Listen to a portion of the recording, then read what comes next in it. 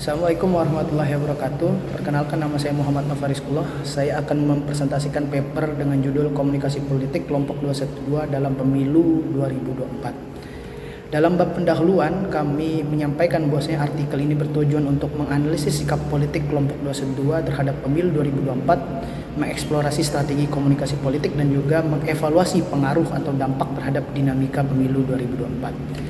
Adapun kami juga sedikit menjelaskan di awal paper kami terkait tentang apa itu kelompok 212, bagaimana kelompok ini lahir, dan juga memainkan peran sebagai aktor politik non-institusional yang emang merespon berbagai isu-isu di masyarakat.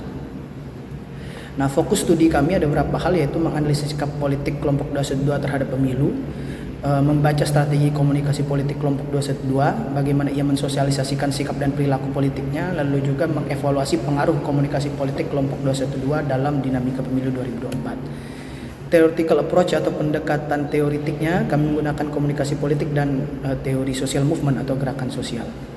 Metodologi yang kami gunakan, studi pustaka, pengambilan data dari media sosial, berita-berita relevan, dan juga analisis data baik dari reduksi, penyajian, interpretasi, dan pengambilan kesimpulan. Nah, pembahasan awal kami menjelaskan bahwasanya kelompok 212 ini adalah sebagai komunikator politik. Kehadiran kelompok 212 ini bisa dikatakan sebagai kelompok aktivis atau aktivis grup yang emang terlibat aktif di media massa, inisiator berbagai kegiatan masyarakat, dan sering kontak dengan elit-elit politik. Sejak kelahirannya emang kelompok ini menjadi wadah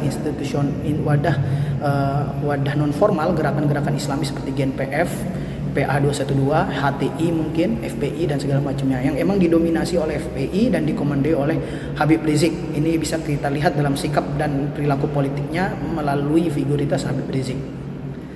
Nah, kita bisa lihat bahwasanya secara historis kelompok 212 ini juga tidak jauh dari politik, bahkan mereka sempat mendukung Prabowo Subianto pada tahun 2018 di pemilu 2019. Lalu kelompok 212 ini juga cukup sering mengutarakan opini-opini politiknya, pesan-pesan politiknya, sikap-sikap politiknya dari berbagai opinion leader yang mereka miliki seperti Habib Rizik itu sendiri, Bakhtiar Nasir, Yusuf Martak, Ustadz Abdul Somad, Agim, Sobri Lubis, Amin Rais, dan beberapa tokoh-tokoh yang kebanyakan adalah tokoh-tokoh keagamaan.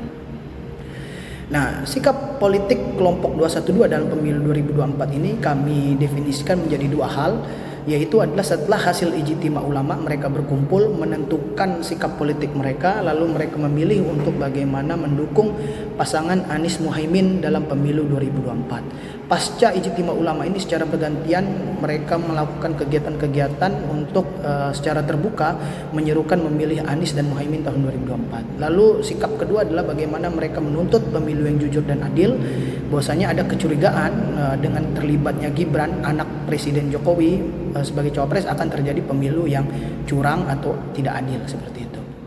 Nah, dalam temuan yang kami ikuti bahwasanya kelompok 212 ini memiliki pesan politik yang cukup konsisten, yaitu ada frasa yang kita sebut dengan ikut pilihan ulama. Kata ikut pilihan ulama ini bisa kita jumpai dalam beberapa bentuk, misalnya ikut hasil ijtima ulama, ikut komando ulama, taat komando ulama, dan ikut instruksi Habib Rizik dan segala macamnya. Yang proses sosialisasi ini mereka lakukan di media sosial, di ceramah-ceramah, di kegiatan-kegiatan, dan berbagai aktivitas baliho, spanduk, dan segala macamnya yang emang mereka pesankan kepada konstituen dan aktivis para ini. Untuk apa? Lagi-lagi sebagai strategi atau mobilisasi pemilih di pemilu 2024. Secara konseptual emang kita sebut kelompok 212 ini komunikator politik, lalu pesannya adalah ikut pilihan ulama, lalu salurannya bisa pengajian, media pemberitaan, media sosial. Komunikannya adalah diharapkan adalah umat Islam dan simpatisan aksi 212, lalu dampak yang mereka harapkan adalah mobilisasi pemilih dalam pemilu 2024. Nah, adapun pengaruh komunikasi politik kelompok 212 dalam pemilu 2024 ini bisa kita gariskan dalam dua hal, yaitu isu politik identitas ini dianggap kembali menguat karena bagaimana kelompok ini berbagai studi tidak lepas dari bagaimana pengaruh mereka terhadap kemunculan politik identitas di Indonesia. Lalu pengaruh secara elektoral dengan Anies Muhaimin tentu saja karena kelompok ini sudah identik dengan oposisi, maka kolam pemilih dan pengaruh elektoralnya itu tidak terlalu besar. Beberapa riset mengungkapkan bahwasanya kelompok 212 ini juga tidak memiliki efektivitas untuk bagaimana merebut hati masyarakat Indonesia secara luas yang lebih heterogen dari berbagai segi pandangan keagamaan.